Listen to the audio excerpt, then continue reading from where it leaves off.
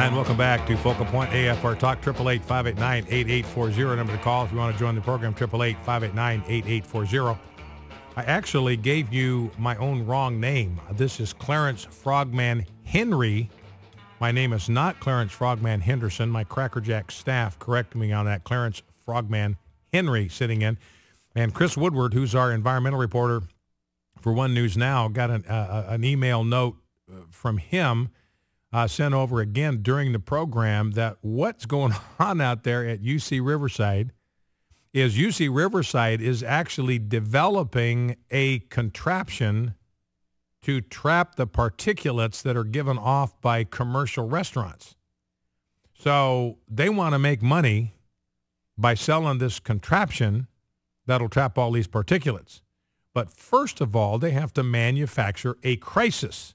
So people will be ordered to buy their product because nobody's going to buy it otherwise. So they're out there. I mean, to me, it just sounds like total bilge that one hamburger would put as much whatever this bad stuff is into the air that they're saying it does. I mean, I don't even know if it's bad stuff and how much bad stuff they're putting in the air as a diesel truck driving 143 miles on the freeway. It just sounds to me like it's just totally bogus and total hyperbole and exaggeration. But that's what they're doing. Mark Morano over at Climate Depot, that's what they're doing. Got to manufacture a crisis so that you want to buy their contraption to trap these particulates. It's just like with the HIV/AIDS crisis. You know, this is what Peter Duesberg at UC Berkeley says, look, HIV doesn't cause AIDS. It's a harmless passenger virus. But all these virologists in the world, they had to create a new dragon to slay because we'd been spending all this time, he said, trying to find, see if viruses cause cancer. And they finally came to the conclusion, no, cancer is not caused by a virus. So now all these virologists, these expensive labs, and now they've got no dragons to slay. They've got no mission. And so he says, look, it was just convenient that this AIDS syndrome came along at the same time. They were able to link it to HIV, totally manufactured. But now this was the new crisis. We've got to find some way to knock out HIV. And Duesberg's point is we're spending billions and billions of dollars to try to knock down this virus. If we knock down this virus, it's not going to prevent one single solitary person in the world from contracting AIDS because it is behaviorally induced. 888-589-8840 is the number to call. Here's something I'd like you to respond to. We'll go to the phones here in just a second. But former Virginia Governor Tim Kaine said he would be open to a federal income tax for all Virginians.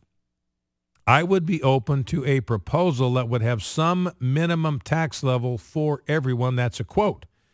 You know, so Mitt Romney's out there saying like 47% of the American people, they're paying no federal income tax. They're not sharing at all in the cost of the federal government and whatever it supplies to the American people.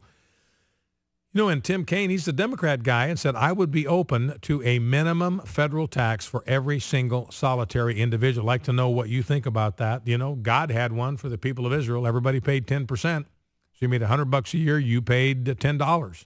You made $1,000 a year, you paid $100. So if you made more, you paid more in tax, but it was the same rate for everybody. Everybody had to chip into the cost of running the kingdoms. I'd like to know what you think about that. 888-589-8840.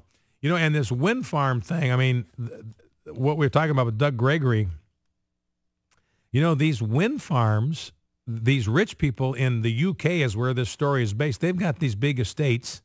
This is a heavily subsidized industry. So these people that have big estates, they want these wind farms on their estates. They can go to the city for the week while their country estates are out there with these wind turbines on them, driving their neighbors crazy. They're insulated from that because they're in London or wherever, and they don't even go out there just on occasion. And literally, these wind farms are driving people out of their homes. There's one reference here in Australia to a place that was like a ghost town because everybody in this town had just been driven so batty and had so many health problems from these wind turbines, they just moved out, and the town was basically deserted. Let's go to our phones. Let's go to Hector in Florence, South Carolina. Hector, you're on Focal Point with Clarence Frogman Henry. What's on your mind? Oh, man, I know you don't sound as rough on the radio as you may think. You're sounding pretty good. Okay, good. Yeah, you sound pretty good to me, and I got a good ear for music and stuff. All right, well, maybe I should do some singing then. Well, maybe that's what we need to do there. That level, but now my staff is begging me not to do that. Anyway, go ahead, Hector.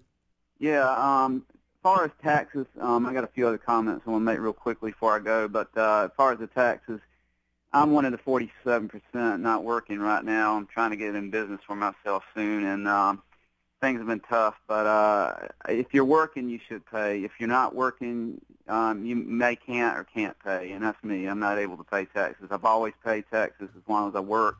Didn't have no real gripe about it other than the amount they took out, which was 20-something% at the time. Well, Hector, let me inject here because, the point I made, and it sounds like you're exactly the type of guy I'm talking about. My response to Mitt Romney's comments is, hey, don't ignore this 47% because a lot of them don't want to be there. They would be happy. They would be happy to have a job and a decent income. They would be happy to trade a tax burden for the sake of having a job and being able to provide for themselves and their family. It sounds like it's exactly where you're at.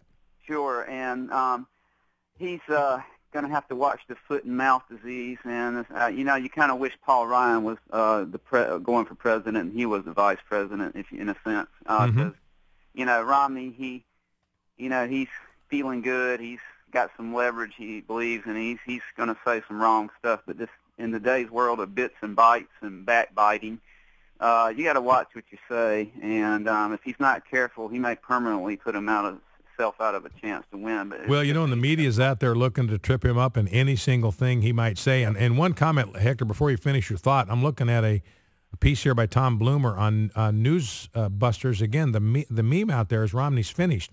But the problem that Bloomer points out, all of these polling data that has Obama up by 5 or 6 or whatever points, they are radically oversampling Democrats. They're using the turnout figures from 2008, but we're not going to have those same turnout figures in 2012.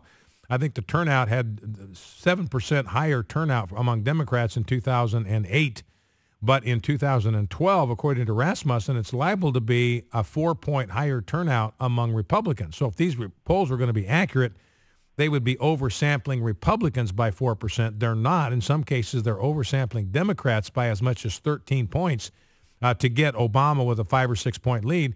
And Bloomer says, look, if you weight these polls properly, just using the internal data that they provide, this race is still dead even. Says if you factor this out, you weighted according to what the likely turnout, Obama doesn't have a 5 or 6 point lead. This thing is basically a dead heat. So the point is, Hector, and I want you to finish this up, but the point is this election is not over by a long shot.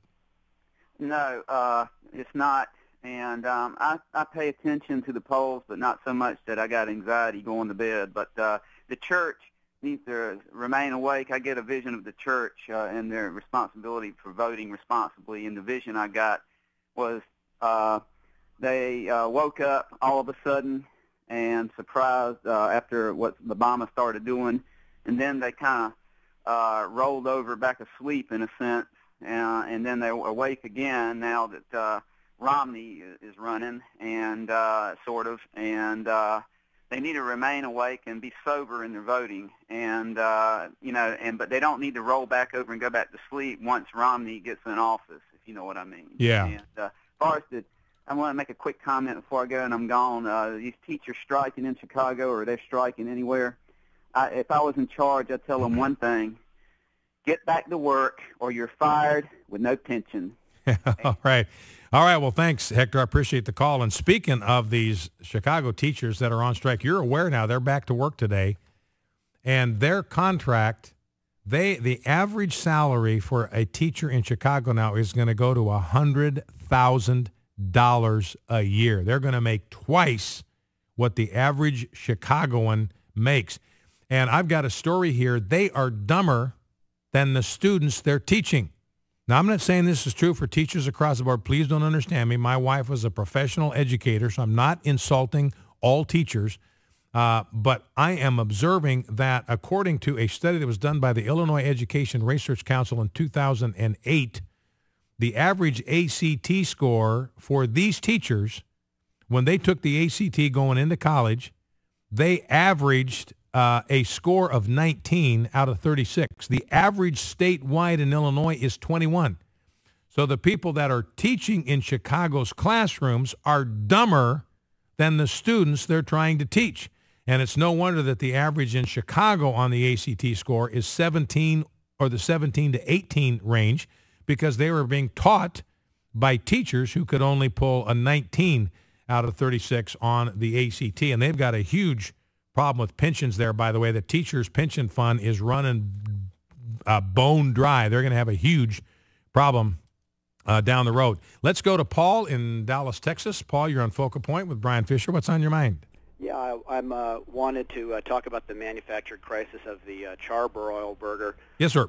I'm not a food scientist, but I'm pretty sure this is a apples and oranges comparison when they say the amount of particulates.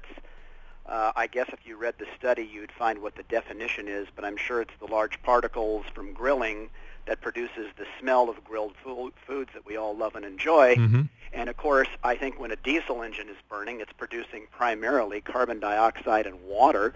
And so just by the nature of the animal, it doesn't produce as much particulates, especially as the technology has improved over time. And in the same way, I'm absolutely sure that a quarter pounder is going to produce thousands of times more saturated fats than a diesel truck driving 10,000 miles. And here's a number you probably won't hear. How many particulates are coming off of a all-vegetarian stir-fry wok or sautéed onions? They pick their target, right? That's a good point. All right, Paul, listen, I appreciate that. That's what we need to do. We need to get a particulate count from your local vegetarian restaurant coming off the wok in the restaurant. That's it for the first hour of Focal Point AFR Talk. I'm going to rest my vocal cords for about 5 minutes while we listen to the news, and I'll be right back with you. We're going to play some sound bites, get into all that here in the second hour. So don't go anywhere. Stay tuned. You're listening to Focal Point on AFR Talk. We'll be right back after the news.